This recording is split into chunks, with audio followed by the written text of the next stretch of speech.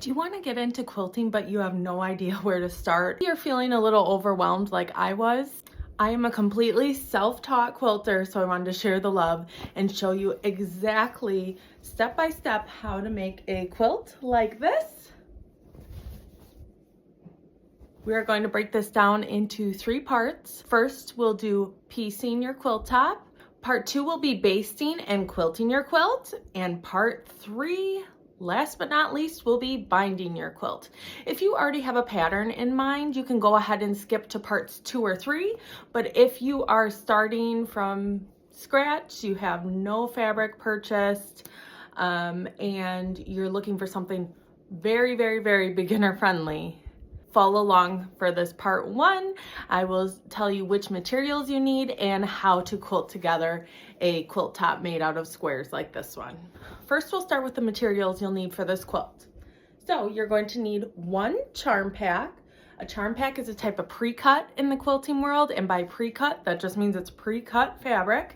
So a charm pack is made out of 42 5-inch squares. If you want to go a little larger, you can go ahead and get what is called a layer cake, and those are 10-inch squares. I went with a very small quilt, and we'll see if I can back it up here. This will finish at about 27 by 32 inches. It is very small, like a little lap quilt. It could be a baby quilt.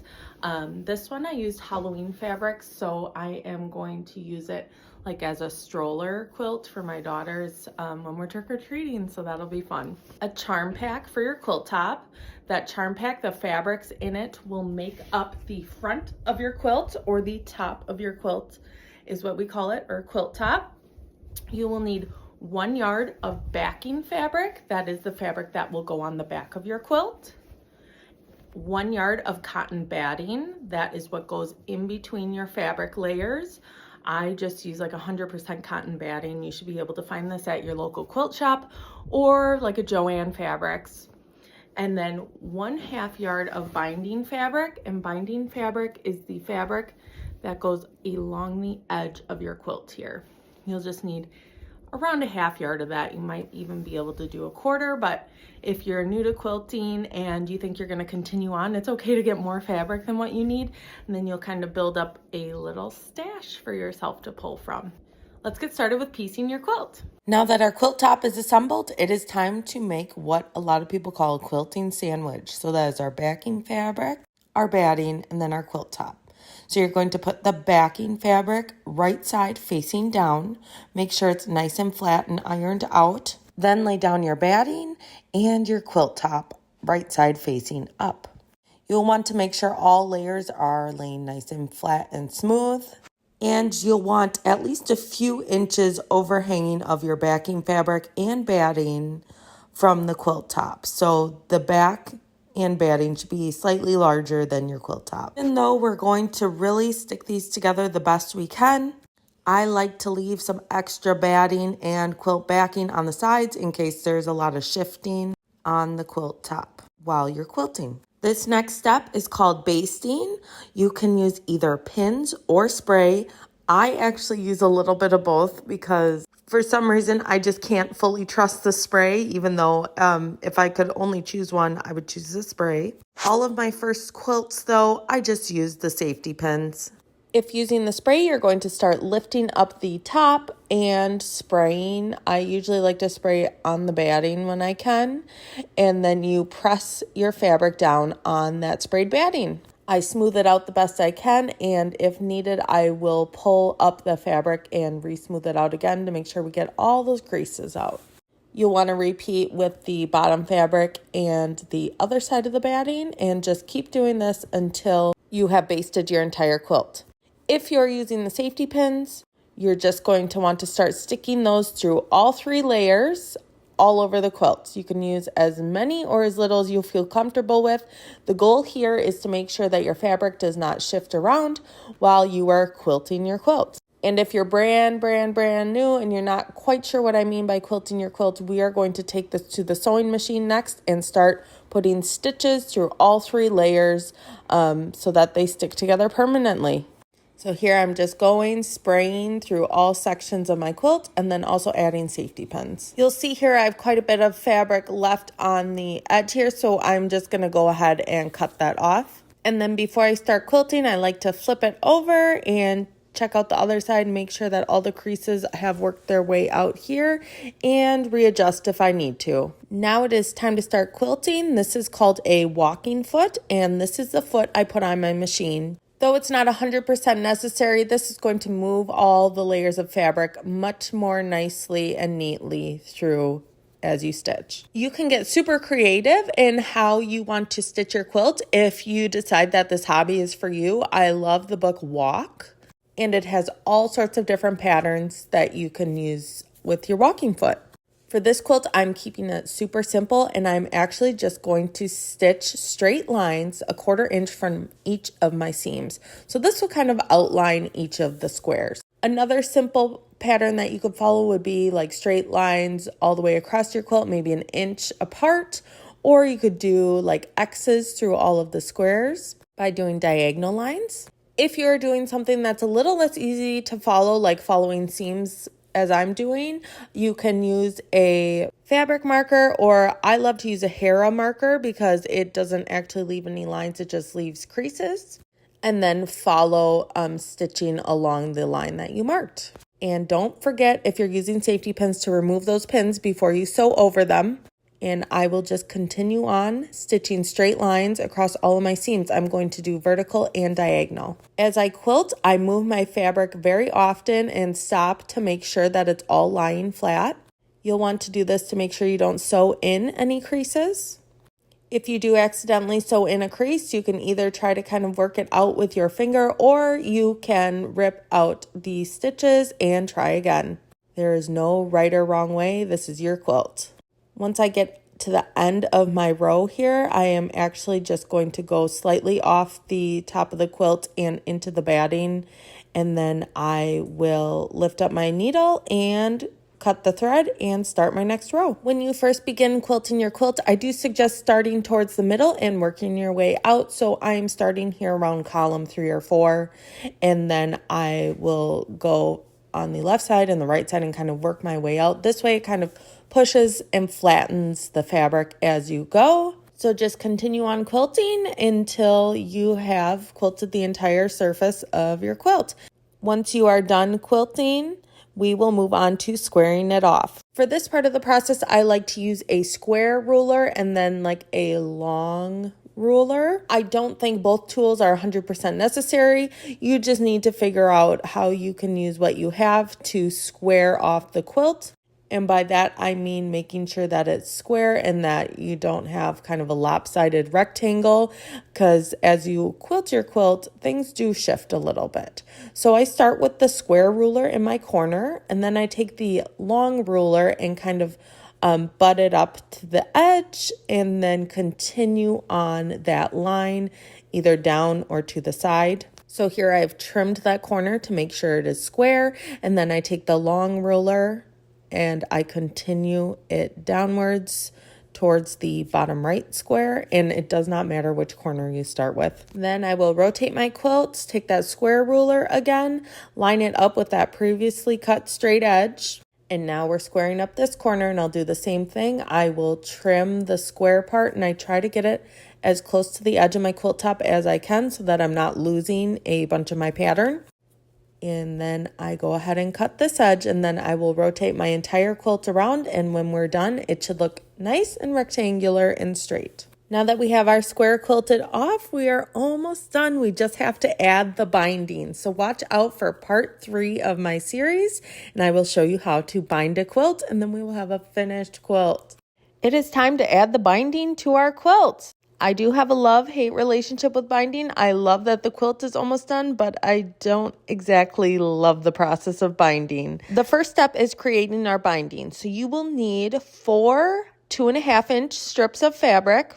The strips need to be the width of your fabric, which is about 42 inches on a standard bolt of fabric. So 4 strips of 2.5 by 42. Since these 4 strips are separated, we need to put them together. I do this by laying 1 strip horizontal right side up, and then the other one vertical, right side down. And then we're going to create a seam diagonally from that corner to the other. So I like to use a Hera marker. You can also use like a water-soluble fabric marker. And I'm going to mark that diagonal line with a ruler and my Hera marker here, and then sew right on that line. I do like to pin at this part in the process, so I just go ahead and pin these together just to make sure they do not shift while I sew them together. If you are returning your machine from right after quilting, you'll want to make sure you put back on your presser foot and then go ahead and just sew right along that line that we just marked. Next, trim down the seam to 1/4 inch. So I just take my rotary cutter and trim it down, and then we will press the seam open here. It should look like this when you open it up. Mine is a little bit off, but that is okay. And then press our seam open with our iron, and then you'll continue on 2 more times so that you have all 4 pieces attached. The next step in preparing your binding fabric is to fold it in half, wrong sides together so that the right side is facing out, and then press it down. You'll want to do this along the entire strip. So it goes from being 2.5 inches to 1 1/4. I just keep folding and then moving my fabric and kind of rolling it up and then pressing again. I do roll it up just so that it's a little easier to manage when I take it to my quilt. And you'll want to make sure you give it a really good press so that it keeps folded in half and doesn't unfold on you. Now that our binding is ready, let's attach it to our quilt. You want to go ahead and bring your quilt top and your binding to your machine. We're going to leave a tail on the binding at least 8 inches long. I did about 12 inches here, and we are just going to leave that hanging off our quilt for now. I suggest starting somewhere in the middle of an edge of your quilt. Does not matter. Just don't start too close to a corner. And what we're going to do is sew this right onto the top with a 1/4 inch seam allowance. Some people sew it onto the back. This is another one of those things where you'll find which method works best for you. Here's where I like to use binding clips. I clip it in place along the edge, and then I start sewing it in place. Don't forget to leave that at least 8-inch tail hanging. And I do a little back stitching when I first start attaching the binding. Stitch all along the edge of your quilt until you get about a 1/4 inch from the corner. You can use a ruler to measure a 1/4 inch. I kind of put my ruler in place and then found one of the stars that's a 1/4 inch from, and that's where I knew how to stop. And once you get to the 1/4 inch from your corner, go ahead and put your needle down, rotate your quilt, and then stitch in a 45-degree angle towards the corner. And I do like to do a little back stitching at this point if I can as well. Then you will lift up your needle and your foot, pull your quilt, and cut the thread.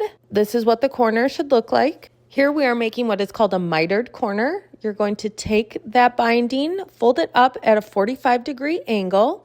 This should fall pretty nicely since you had sewn that line in 45 degrees, and then pull it down and fold it again at a 90-degree angle, lining up with that top edge. You can kind of play around with this or try it again until you're happy with how it is looking, and then we're going to start sewing again a 1/4 inch from that top angle. I like to clip it in place, and then we start stitching all along this edge again until we get to the next corner, and then we'll repeat this 3 times. Again, I do like to back stitch a little bit at the edges when I'm doing the binding here. This will just make sure that stays in place a little better. After you've done your final corner and you're getting around to where you started, make sure you leave a large gap in between where you started and where you ended your binding.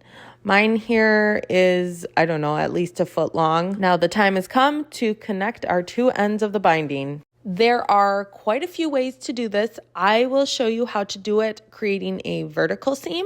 And if you're looking for something that lays just a little nicer, you can look up how to do this with a diagonal seam. There are plenty of videos out there on the internet. I trim off all of the excess binding strip. Well, not all of it, but a good chunk of it so that there's less to work with. And then I'm taking both ends of my binding strip and folding them on top of themselves so that they meet up. Then I go ahead and just press with my fingers really well. I even took my scissors here to try to get the crease so that I can see it after I open it. And then I grab a pin and I stick a pin right in the point where the 2 creases meet. And then we'll want to attach that right sides together with the other piece in the same point. So where the two creases meet, they'll be right sides together. So you fold it open like this very carefully and stick it right in that point. And then you'll want to make sure that both of these strips are kind of flush on both sides. I like to add a few more pins in here. And you're going to have to kind of scrunch up your quilt to the left there, and that is totally fine. Don't worry about it. And then we're going to sew right along that vertical line that we had just pressed with our fingers when we were putting those two edges together. After sewing, before I trim all that extra binding off, I always open it up and check and make sure it's laying how it's supposed to.